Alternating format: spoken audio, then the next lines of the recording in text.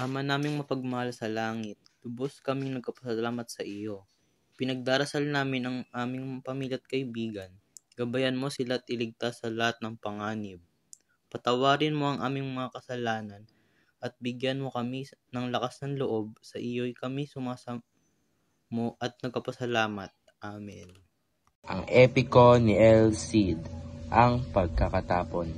Ang tauhan rito ay si El Cid, Haring Alfonso, Bandido, Martin Antorines, Rachel Atvidas, Alvar Fañez, Felez Muñoz, Azor Gonzalez, at Simon Augustios.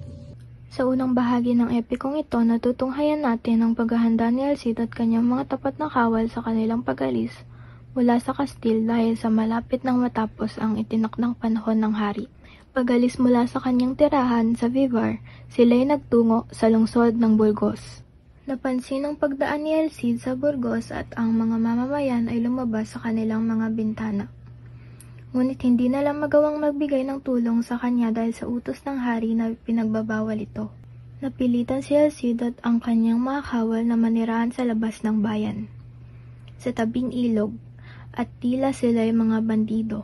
Gayunpaman, sa kabila ng mga pagsubok, pumasok si El Cid sa Burgos na kasama ang kanyang mga kawal, at napansin siya ng mga tao. Ipinahayag na walang sino mang magbibigay ng tirahan o tulong kay El Cid, dahil sinabi sa liham na mawawalan sila ng kanilang mga ari-arian at pati na ang kanilang mga mata, katawan at kaluluwa.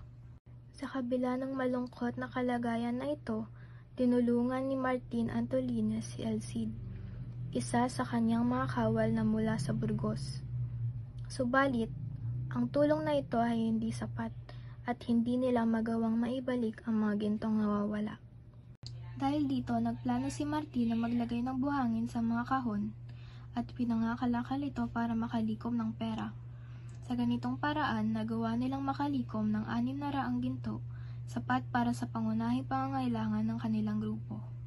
Nagpatuloy sina El Cid at ang kanyang mga kawal sa kanilang paglalakbay patungo sa San Pedro de Cardena, isang monasteryong Benedictine kung saan maaaring matuluyan ang pamilya ni El Cid habang siya ay nasa pagtatapon. Natanggap ni El Cid ang tulong ng Arkanghel na si Gabriel sa kanyang panaginip na nagpakita ng pag-asa at magandang kinabukasan.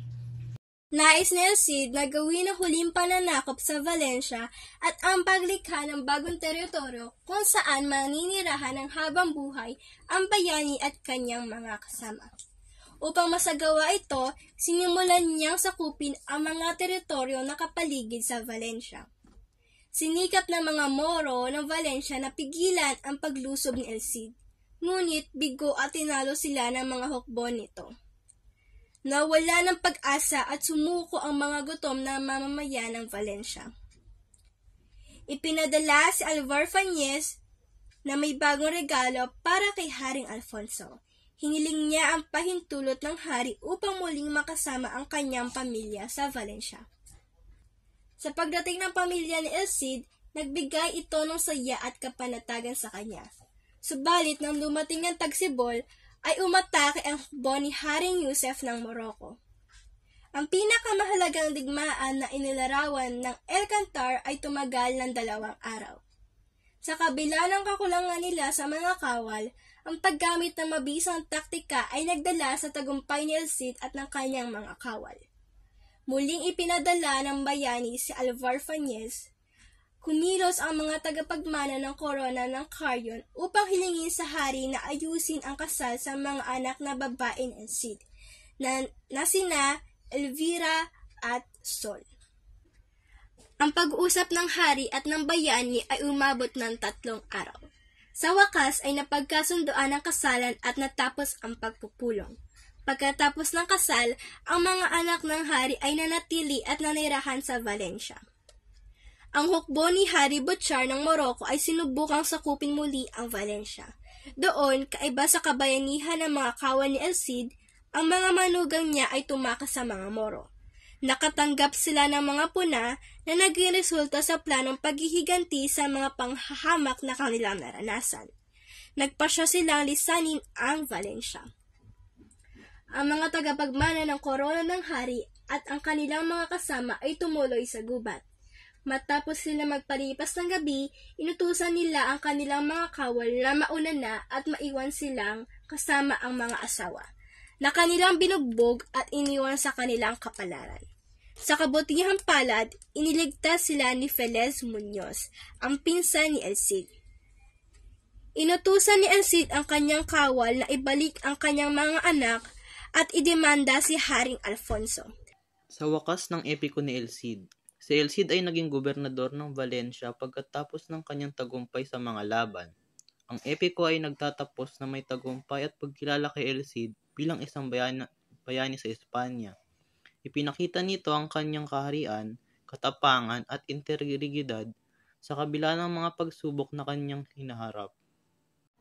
5 mahalagang pangyayari. Unang labanan. Sa engganyo ng makasaysayang propesiya, nagtungo si El Cid sa Toledo, maghahandang mapagtagumpayan ang anumang malulupit na pagsubok, at sisimulan niya ang pinakamahalagang gawain sa unang bahagi ng kanyang pagpapatapon.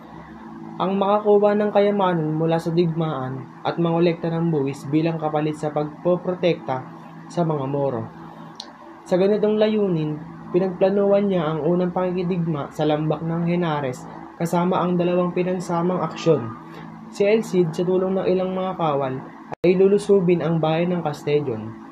Ang ibang natitirang mga kawal sa pangunguna ni Teniente Albarvanes ang magsasagawa ng mga ekspedisyon sa bunganga ng ilog patungong timog, laban sa Konde ng Barcelona. Ang digmaan sa kagubatan ng Tebar.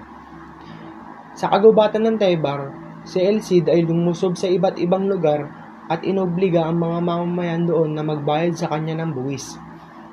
Sumunod, siya ay naglakbay patungo sa silangan sa lugar ng mga maestrago na nasa ilalim ng proteksyon ng Konde ng Barcelona. Sa kabilang banda, ang Konde, pagkatapos marinig ang mga nagawa ng bayani, ay nangako na tuturuan niya ng leksyon si El Cid, kaya hinalak na ito kasama ang malaking hukbo. Ang pagsakop sa Valencia. Matapos ang kanyang tagumpay sa digmaan at sa etika laban sa Konde ng Barcelona, sinimulan ni El Cid ang kanyang kilusan sa silangang baybayin. Hindi na niya pangunahing layunin ang pagnanakaw at pansamantalang pananakop tulad ng sa Castellon at Alcocer, kundi ang huling pananakop sa Valencia at ang paglikha ng bagong teritoryo kung saan maninirahan habang buhay ang bayani at ang kanyang mga kasama. Ang pagkakasundo. Kasal ng mga anak ni El Cid. Ang pagkakasundo ng hari at ng bayani ay naganap sa kanilang mataimtim na pag-uusap malapit sa ilog ng Tagus, na umabot ng 3 araw. Sa unang araw, ang pagdating ni El Cid, siya ay tinanggap ng hari at pinatawad sa harap ng publiko, at namahala sa pagtanggap kay El Cid at kanyang mga kawal sa pangalawang araw. Inaanyayahan ni El Cid ang hari sa isang salo-salo at sa huling araw, ang paghahanda sa magaganap na kasalan. Paglilitis. Naganap ang paglilitis ng korte sa Toledo at dinaluan ito ng hari, ang mga anak nito at kanilang mga pamilya, maging si Garcia